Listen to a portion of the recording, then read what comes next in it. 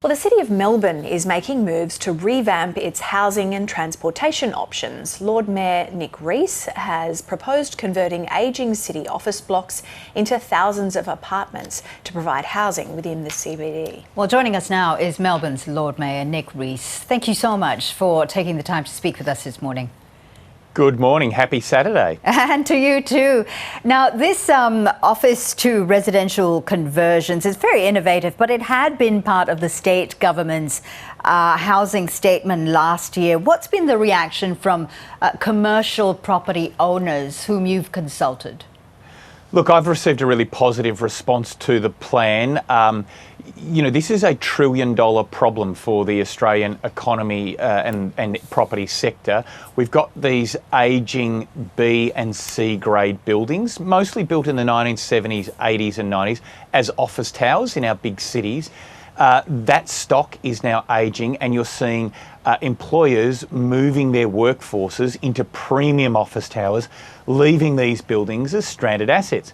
We also know at the same time we've got a housing crisis in Australia and we need to build more homes for people. So the plan I've announced this week puts incentives in place to encourage developers to convert old office towers into new homes in the City of Melbourne.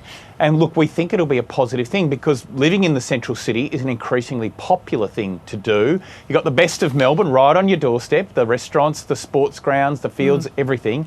And we also know it'll create good quality, affordable homes for people. So, yeah, solves two problems in one. Sure.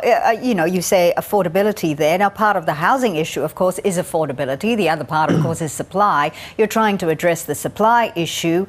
But will these apartments be affordable, or will they be snapped up by landlords looking to expand their real estate portfolios? Look, it would be my expectation that they would be. We've worked with an architecture firm called Hassel and the Property Council.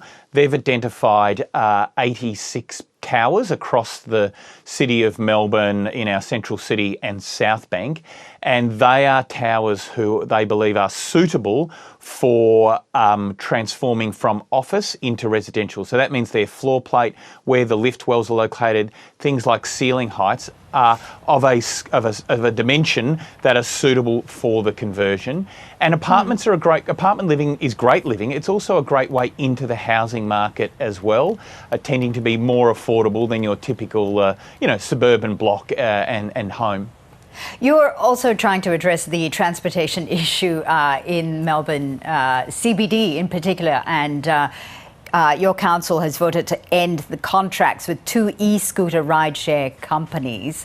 Some people love them, some people hate them, some people think they're convenient, others think that they're a nuisance.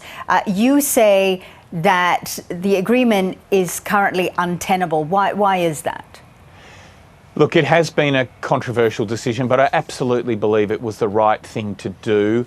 Every square metre of our footpaths in Melbourne is precious, and we just saw too many people riding on footpaths, not wearing helmets, double dinking, and the safety risks were just too high. So we've decided to prioritise our footpaths for people and pedestrians, and we don't want to see scooters being thrown around, creating trip hazards, people riding at high speed.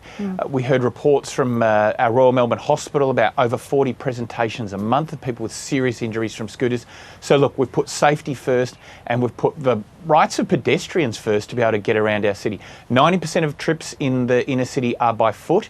We still have a very extensive share bike scheme, so people who want to get around by sustainable modes of transport can still use the bikes, but for now we've said the scooters contracts are being brought to an end early. Yeah, I find it very curious though. You've banned e-scooters but not private e-scooters nor e-bikes. Isn't the safety issue the same there as well?